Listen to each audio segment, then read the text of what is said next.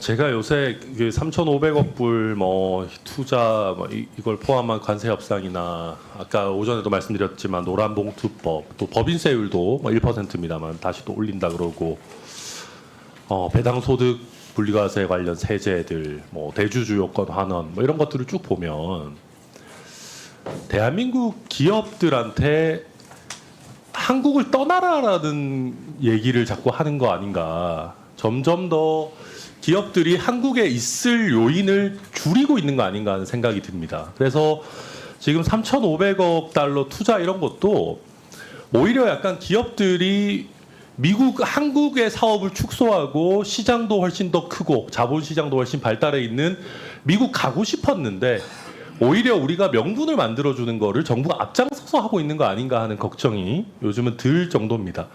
이게 단순히 이게 국내 투자가 위축되면 긴 말 필요 없지만 대한민국의 특히 대기업들이 만드는 양질의 일자리들이 결국 없어지고 우리 정말 청년 실업 심각한 상황 속에서 더 이게 악순환이 시작되는 거 아니겠습니까? 그래서 굉장히 저는 큰 위기감을 가지고 있고요. 아까 오전 질의에서 3,500억 달러 이거를 정부가 다 하는 거다. 이게 투자 대출 보증 뭐 형태는 다양할 수 있지만 일단 이거는 정부가 약속한 거다라는 취지로 말씀하시지 않습니까? 그러면 민간이 뭐 매칭을 하든 어쨌든 주 투자는 일단은 민간 기업들이 해야 될 건데 그럼 이렇게 되면은 사실 뭐 물론 어느 정도 보증이나 대출은 좀 중복되겠지만 어마어마한 규모의 민간 투자가 미국에 결국은 이루어져야 되는 거 아니겠습니까? 어차피 그 한도는 3,500억 불이고요. 네.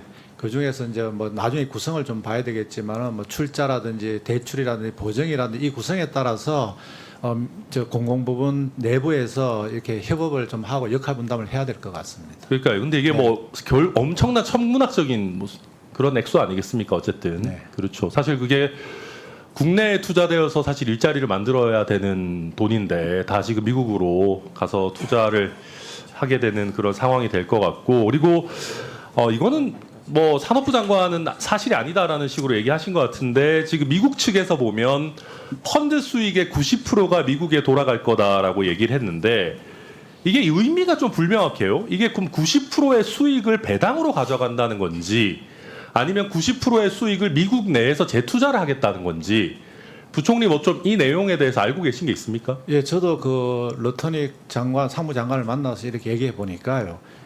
거기도 지금 이게 일의적으로는 저희들한테 설명을 못했거든요. 그래서 이 부분은 이제 다음번 할 때 이게 전체적으로 저희들이 그 뭐 대출을 하든 투자를 하든 뭘 하고 우리가 가져오는 부분을 빼고 뭐 초과 이익에 대해서 한다는 얘기도 했다가 또 뭐 다른 얘기도 그 하고 기준이 이래가지고. 있을까요? 그런 것도 지금 제대로 설정이 안 돼 있는 거예요. 그런 부분에 대해서는 좀 구체적으로 저희들하고 좀 더 협상을 해야 될 것 같습니다. 단지 이제 일본하고 하면서 일본이 90% 이렇게 얘기했다는 그 얘기만 듣고 한국한테도 90% 얘기를 했었습니다. 그래서 그냥 그게 기준점이 돼서 90%다 이런 식으로 네네, 그런 가고 식으로 있는 얘기를 하고 상황인 있는 거라는 것 겁니까? 같습니다. 네. 그럼 여기에 대해서 우리가 오케이는 한 겁니까? 90%라는 언급에 저희들은 대해서? 협의를 하자. 협의를 하자라는 예. 정도의 단계라는 거죠.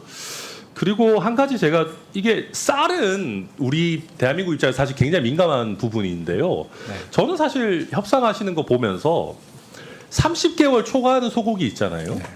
이거를 처음부터 30개월 이상 소고기는 절대 수익 개방 못한다라고 우리가 약간 레드라인으로 설정하고 협상에 들어가셨던 겁니까? 쌀하고 소고기에 대해서는 저희들이 레드라인이라고 좀 얘기를 설정을 했었습니다. 했던 겁니까? 네네. 근데 사실은 우리가 물론 예전에 광우병 파동의 그 기억이 있어서 그렇지만 30개월 이상 소고기 수입 제한하고 있는 나라가 전 세계적으로 몇 개 있는지 아세요? 지금 러시아하고 벨라루스하고 저희 나라 세 개 나라로 그렇죠. 뭐 일본, 중국, 대만, EU 다 수입하고 있지 않습니까? 그럼 우리나라가 30개월 초과하는 소고기를 절대 수입 못하겠다라고 하는 거에 근거가 뭐죠? 예, 저희들도 이제 국민적인 어떤 그런 또 국민들의 공감대를 이루고 가야 되는데 이게 정부가 국민적인 공감대도 이루지 않고 이렇게 했을 때 또 그 과거의 어떤 그런 경험으로 봤을 때 국민들이 좀 이렇게 그런 측면을 고려해서 이번에는 협상을 통해서 이게 이렇게 했을 때 그럼 부총리님 제가 간단하게 짧게 여쭤볼게요. 광우병 위험이 실존한다고 보십니까? 지금 상황에서? 근데 광우병 위험이 실존하기보다는 국민들의 감정을 조금 더 고려해서 그런 결정을 하신 겁니까?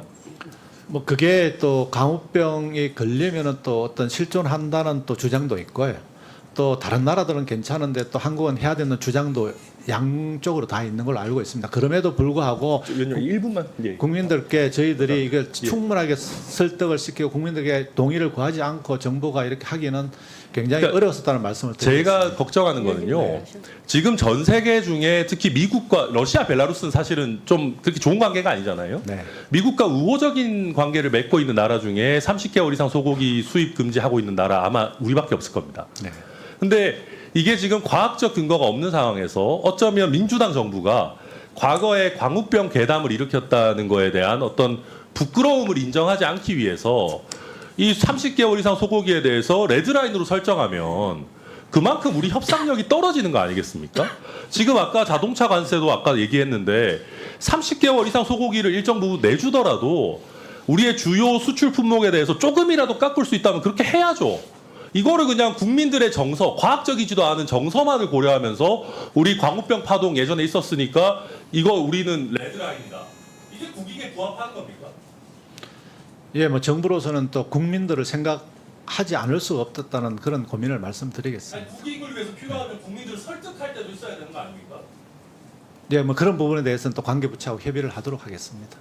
네, 수고하셨습니다. 다음은 더불어민주당 진성준 의원님 질의해 주시기 바랍니다.